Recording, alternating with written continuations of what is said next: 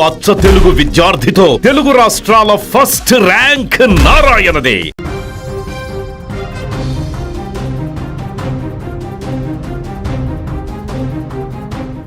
గత 2-3 రోజుల నుంచి కురుస్తున్న భారీ వర్షాలకు ముంబై నగరం అతలాకుతలంగా మారింది. భీకరంగా కురుస్తున్నటువంటి అక్కడ వర్షాలు ఎడతెరిపి లేకుండా కురుస్తున్నటువంటి కుండపోత వానలతో జనజీవనం అంతా కూడా పూర్తిగా స్తంభించిపోయింది. తూర్పు శివారు ప్రాంతాలలో గత 48 గంటలలో ఏకంగా 380 మిల్లీమీటర్ల రికార్డు స్థాయి వర్షపాతం నమోదైందంటే అక్కడ పరిస్థితి ఏ రకంగా ఉందో అర్థం చేసుకోవచ్చు. అందుకే ఈ నేపథ్యంలో బృహన్ ముంబై మున్సిపల్ కార్పొరేషన్ యంత్రాంగం అప్రమత్తమై ఇప్పుడు హై అలర్ట్ ప్రకటించింది. ముంబై మొత్తం కూడా నగరంలో 300 మిల్లీమీటర్లు, పశ్చిమ శివార్లో 345 మిల్లీమీటర్లు వర్షపాతం నమోదైంది. గంటకు 70 నుంచి 80 కిలోమీటర్ల వేగంతో బలమైనటువంటి ఈదురుగాలులు కూడా వీస్తున్నాయి. భారత వాతావరణ శాఖ జూలై 4 నుంచి 6 వరకు గతంలో జారీ చేసినటువంటి రెడ్ అలర్ట్ను మంగళవారం నాటికి ఆరెంజ్ అలర్ట్గా సవరించింది. అయినప్పటికీ కూడా నగరంలో భారీ నుంచి అతి భారీ వర్షాలు కురిసే అవకాశం ఉందంటూ కూడా తాజా హెచ్చరికలు జారీ చేసింది.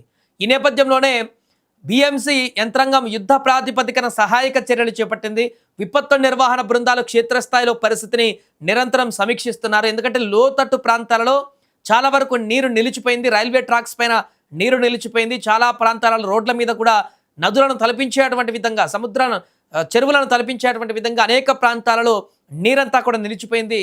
వాటిని ఎప్పటికప్పుడు క్లియర్ చేయడం కోసము BMC commissioner Ashwini Bhide control room నుంచి సహాయక చర్యలను కూడా స్వయంగా పర్యవేక్షిస్తున్నారు. ముందు జాగ్రత్త చర్యగా ఇప్పటికే ప్రభుత్వ కానీ ప్రైవేటు విద్యాసంస్థలకు, కాలేజీలకు అన్నిటికీ కూడా సెలవులు ప్రకటించారు. వర్షాల వల్ల తలెత్తినటువంటి పరిస్థితులు, జరిగిన నష్టం పైన చర్చించేందుకు ఈ నెల 9న బీఎంసీ ప్రత్యేక సర్వసభ్య సమావేశాన్ని కూడా నిర్వహించబోతుందంటే ఈ గత 4-5 రోజుల్లో ఎంత దారుణమైనటువంటి వర్షాలు అక్కడ కురిశాయి అనేది మనకు అర్థమైపోతుంది. ఈ సమావేశంలో అధికార యంత్రాంగం సన్నద్ధత పైన ప్రతిపక్షాలు నిలదీసేటువంటి అవకాశాలున్నాయి. అత్యవసర పనులకు తప్ప ప్రజలు ఇళ్ల నుంచి బయటకు రావద్దని కూడా హెచ్చరిస్తున్నారు. ఎందుకంటే చాలా చోట్ల ఇప్పటికే చెట్లు కూలిపోయాయి. చాలా వాహనాలపైన చెట్లు కూలిపోయినటువంటి దృశ్యాలు కనిపిస్తున్నాయి. హోర్డింగ్లకు కూడా దూరంగా ఉండాలంటూ అధికారులు సూచిస్తున్నారు. బాధితులు వెంటనే సహాయం కోసం హెల్ప్ లైన్ నెంబర్లకు కూడా వెంటనే ఫోన్ చేయాలంటూ కూడా చెప్తున్నారు ఏమైనా అవసరం ఉంటే.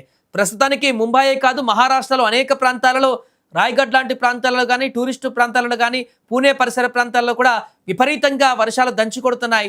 ఈ నేపథ్యంలో అటువైపు లాంగ్ జర్నీ చేసేటువంటి ప్రయాణికులకు అందరికీ కూడా ఇప్పటికే క్లియర్ ఇన్స్ట్రక్షన్స్ ఇచ్చారు అధికారులు.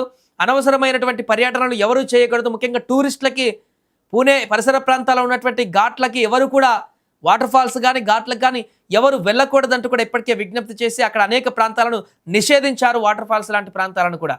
చాలా ఘాట్స్లో ఆ రోడ్లపైన వరద నీరంతా కూడా ప్రవహిస్తూ వాహనదారులను తీవ్ర భయాందోళనకు గురి చేస్తున్నటువంటి పరిస్థితులు, అక్కడక్కడ కొండ చర్యలు విరిగిపడుతున్నటువంటి దృశ్యాలు కూడా భయాందోళనకు గురి చేస్తున్నాయి. ఈ నేపథ్యంలోనే భారీ వర్షాలకు అప్రమత్తమైంది బీఎంసీ.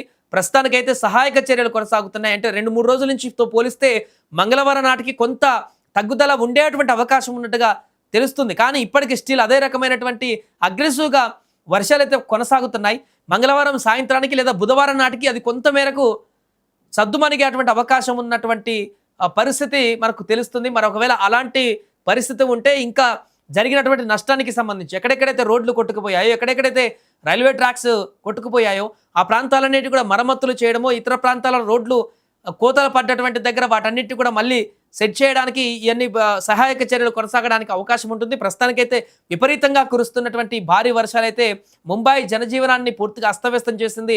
పూణే పరిసర ప్రాంతాల్లో అనేక ప్రాంతాల్లో ఉన్నటువంటి ప్రజలను కూడా తీవ్ర భయాందోళనకు గురి చేస్తున్నటువంటి పరిస్థితి అక్కడ ఉంది.